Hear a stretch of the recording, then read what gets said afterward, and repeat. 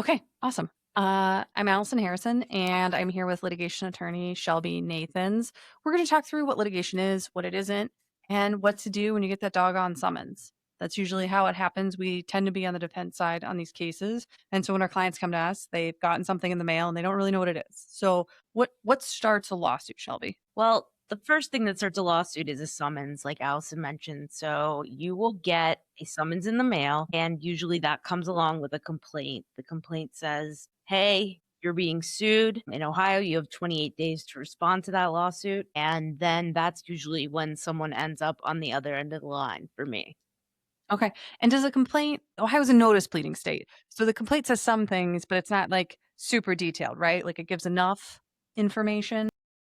A complaint, what notice pleading means is it's basically the complaint says enough to put you on notice of what you're being sued for, but it doesn't go into great detail. So it might say, hey, you're being sued for breach of contract, or consumers filed a complaint against you for, selling a vehicle, but it's not going to say necessarily the who, what, where, when, and why. It's definitely not going to say the how. Does it always say the dollar amount you're being sued for too? No, it usually, lists, sort of a ballpark amount, so it'll say in excess of $25,000 or in excess of $75,000. It depends on the court, and then later, as the lawsuit progresses, damages get proven. Okay, all right. So we get the complaint. We've got 28 days in Ohio to respond. What does a response look like? So a response either consists of an answer where we go line by line through the lawsuit and answer each of the allegations saying, we deny this, we deny that, we admit this, we admit that, or we will file a motion to dismiss or another kind of motion depending on whether the plaintiff filed in the wrong court or the wrong state, or if there's some procedural defects with the complaint that we can try to use to get it thrown out before the lawsuit progresses. And sometimes we have what? A motion for a more definite statement that says, even in the notice pleading state, I don't know what you think we did wrong. Right? Right. So sometimes, the complaint is just too bare bones, as we like to say, or too vague, and then we will file for a motion for a more definite statement. And that puts the ball back in the plaintiff's court to say, hey, we hear you're suing us, but we don't understand why. And you have the burden to give us a little bit more information to go on. And so, okay, we filed an answer or a motion and we've gotten through that process. Then what happens next? So this is where litigation sometimes gets a little nitty gritty. This next, we proceed through what's called discovery. And discovery involves a whole bunch of things. It involves exchanging documents, sending requests, sending interrogatories, which are basically a list of questions each party wants the other party to respond to. And then frequently we get into depositions, which might be like you're used to seeing on TV or in a movie, or sometimes these days on the news, where you go in a conference room with your lawyer and their lawyer, and you answer questions under oath before a court reporter. This is, I like to explain, this is sort of like a preview so that the other side or your attorney can see what a witness would testify to on the stand should the case progress to a trial. Just had this conversation the other day with a friend who was going to be deposed for a corporate thing.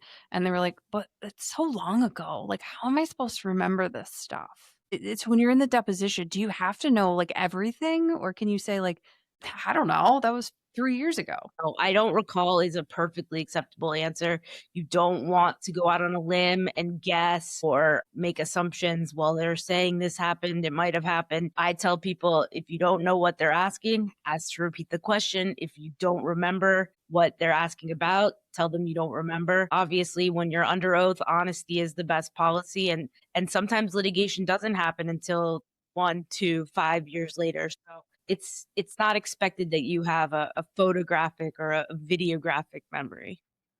Yeah, and one of the things that I think we like to tell our clients is the job of the person opposing you is to ask you questions and make you feel a little uncomfortable because they're just trying to get to the root of what happened. It doesn't mean you did anything wrong. They just honestly weren't there, right?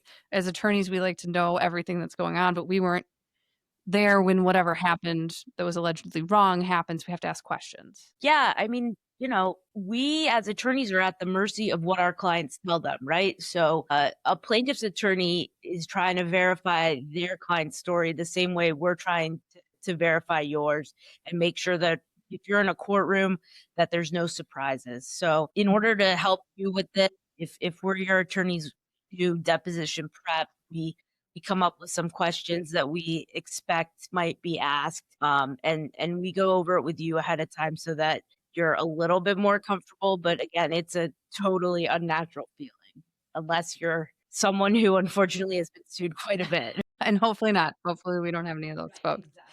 Yeah.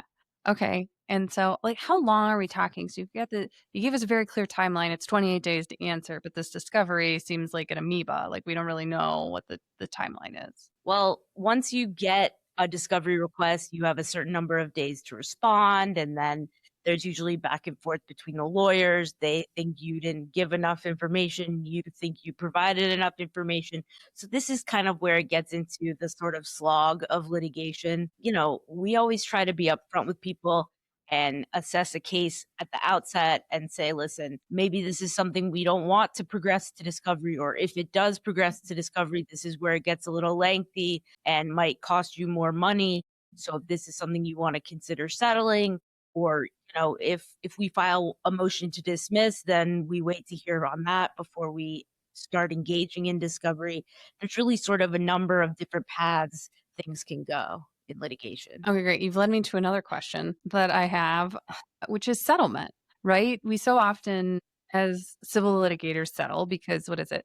99% of civil cases don't go to trial. But what does that mean? Like, when can you engage in settlement? What does that look like? By settling, are you admitting guilt? Do we have protections around that? Kind of chime in on that. Well, a settlement is never an admission of guilt.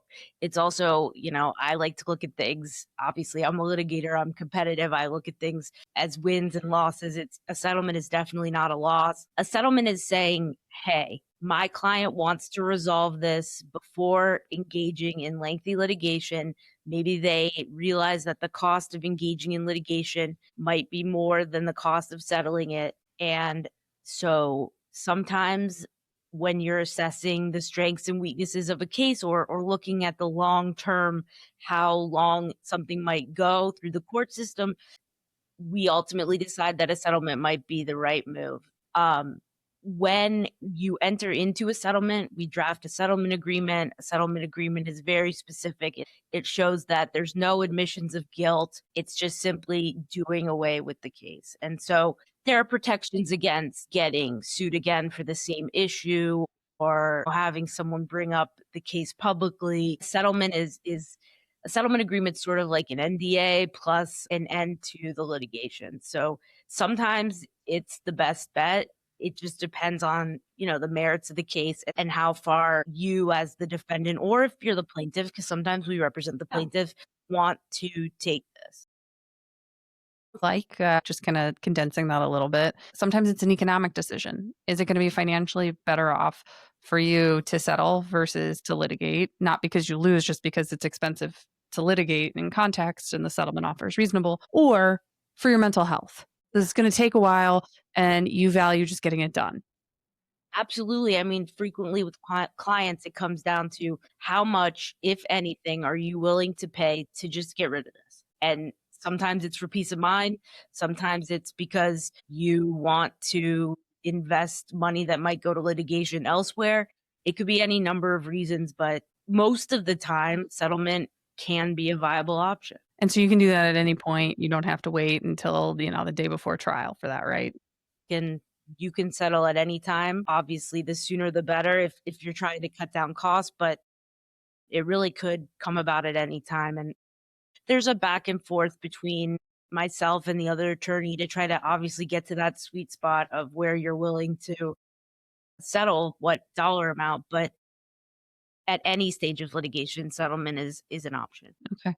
All right. So now we've gotten through discovery. We've talked about settlement. At any point during this, has our client seen the judge? This is a question, as soon as we take those intake calls, I want to see the judge. If I just tell them my side of the story, this all goes away. And while I love to answer that question, I'm going to let you answer it. No, likely not. Unfortunately, while everybody's entitled to their day in court, in civil litigation, it usually comes a lot further down the line before the client has to get involved in the courtroom itself. Everybody thinks that legal proceedings are like Law and Order, and there's a lawsuit, there's you end up in court the next day and it's adjudicated and done with by the end of the episode. Unfortunately, that's not the case. In civil litigation, usually the attorneys will see the judge, to schedule different deadlines in the case management schedule. If there are certain disputes that might come up about discovery or something like that. It's very rare until you're at the pretrial stage right before the case is set to go to trial that a client of ours would see the judge. When even us sometimes, I feel like a lot of times we're with a staff attorney, which is great. They handle so many of the logistics, which are half the battle that we run into are just logisticals of like, when's this due? We need a continuance because someone's on vacation. And so, yeah, even as attorneys, we don't often see the judge until we're kind of leading up to trial. It's county specific. Our larger counties that have a heavier docket, we definitely don't see the judge. Some of those smaller counties are just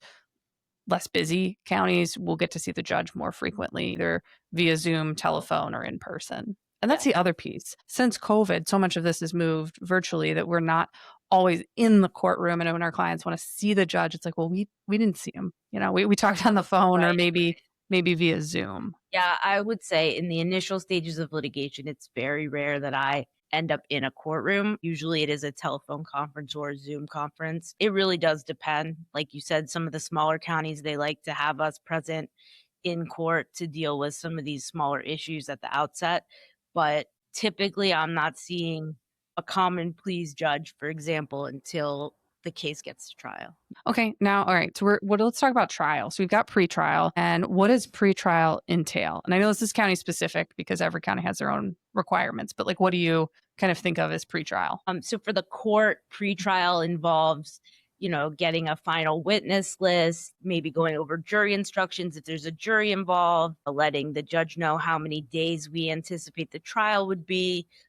Some of those more logistical things, they will ask, have you attempted to settle? Did you do mediation? That kind of thing. And then on our end, behind the scenes, pre-trial looks like preparing the client. If we have witnesses, making sure the subpoenas go out ahead of time to make sure they'll be in court, or just speaking to the witnesses depending on what the relationship is between the parties and how easy it is to find them, preparing our exhibits, which are evidence, pieces of evidence that we might show you on the stand or another witness. It's sort of a lot of moving parts all over the place, but it's kind of like the pregame, if you will, to use a sports analogy.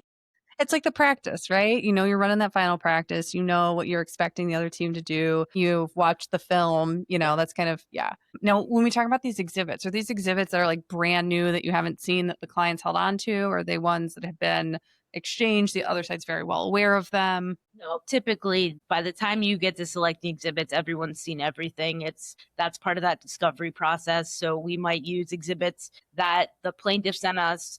They might use exhibits we sent them, but there's no, again, like in TV or the movies, there's no surprise gotcha evidence that comes out at trial, unfortunately.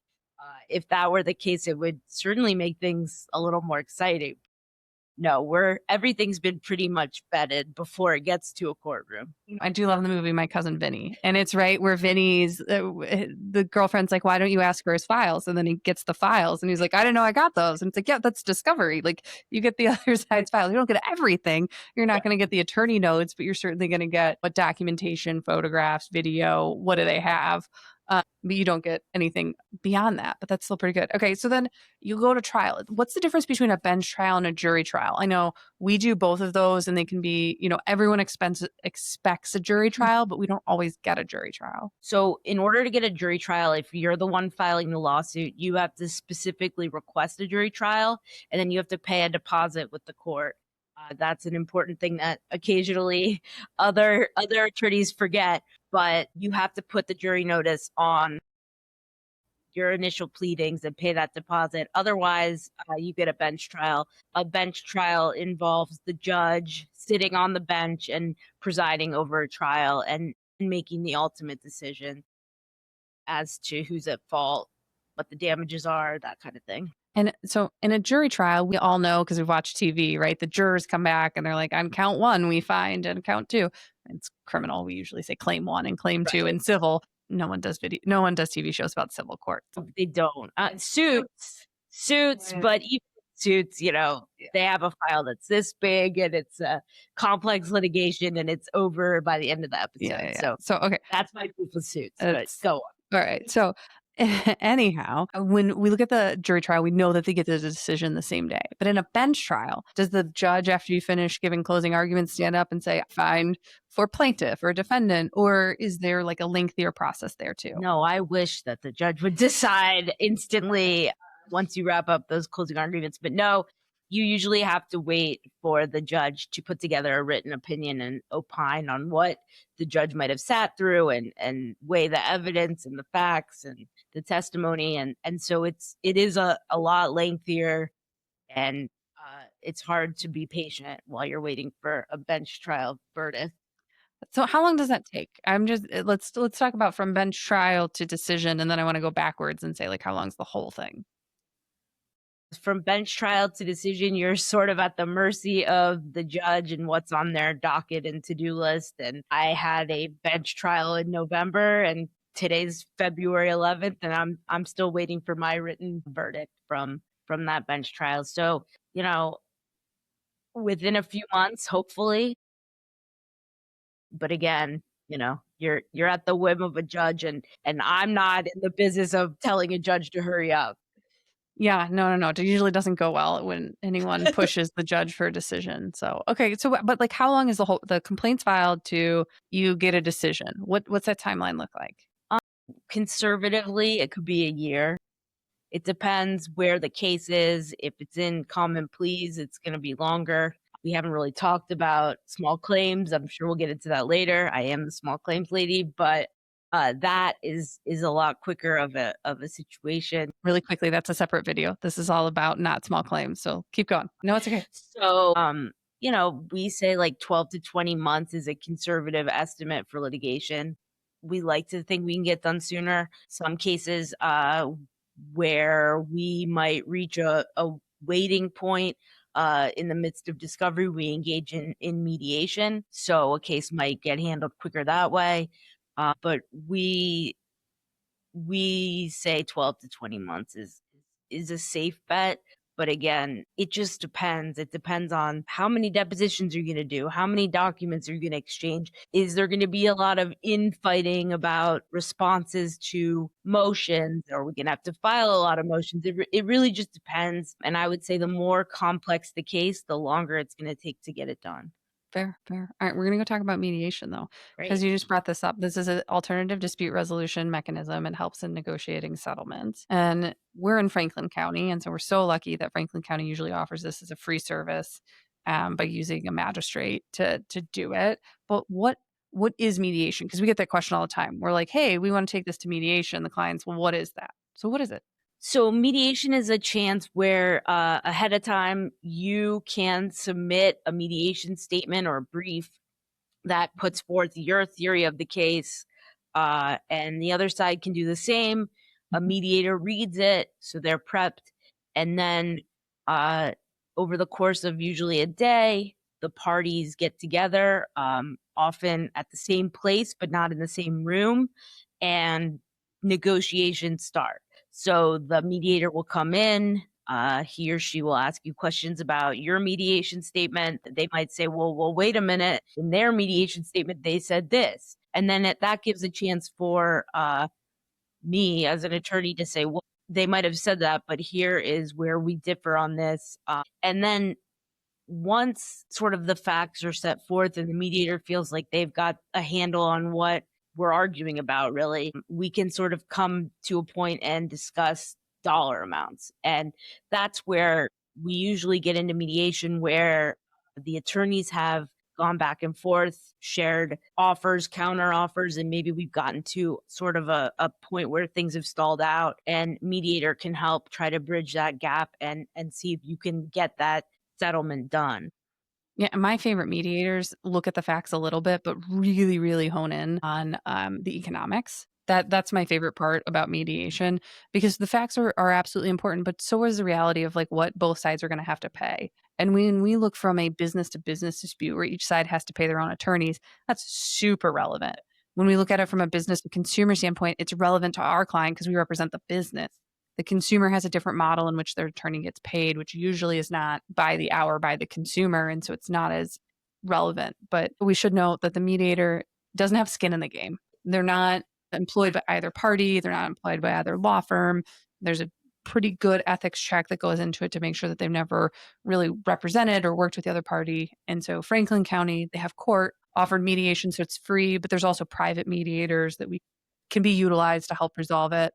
And there's different techniques that can be used. I have a particular favorite mediator and technique, but I think that also goes with my vibe of like, let's skip ahead. Yeah, I mean, the bottom line is that a mediator is a neutral party and they sort of help you get down to brass tacks and And I think too, they help point out weaknesses in your case because we've had clients before that are just like, I have a slam dunk. And we may say, like, hey, this is a little bit of a problem. We think you're strong, but you have this spot. And then we'll have a mediator come in and really hit home on why that's a problem. But doing the same thing to the other side. They're right, certainly right. not saying, well, your side's got the problem. The other side's perfect.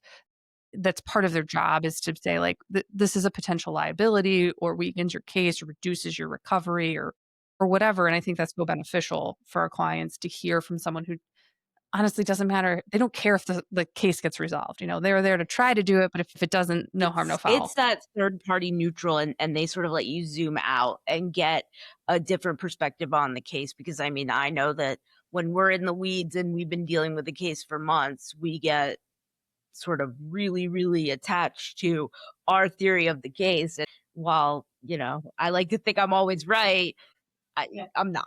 Right. Right.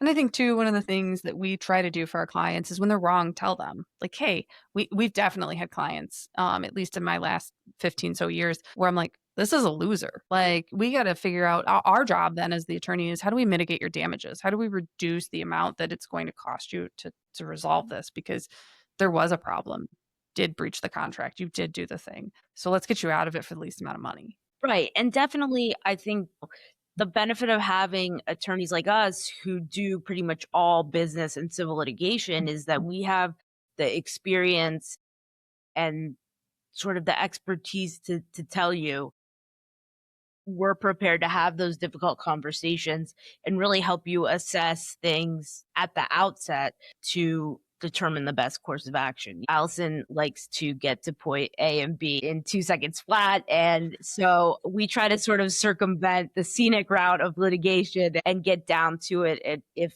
you tell me on day one, I want to take this to trial, it's more likely than not that that's going to change over the course of discussions, over the course of seeing documents, over the course of just sitting in the process of I was sitting in a litigation. deposition. It's usually if you have to sit through a deposition, that's a very quick tipping point. Mhm. I also think the economics, right? Like this is where we like to talk with clients because I know what the average for our cases, and we get a lot of them resolved either through motion or through negotiations. But if you're taking a case to trial, I think at a very bare minimum, it's 75 grand.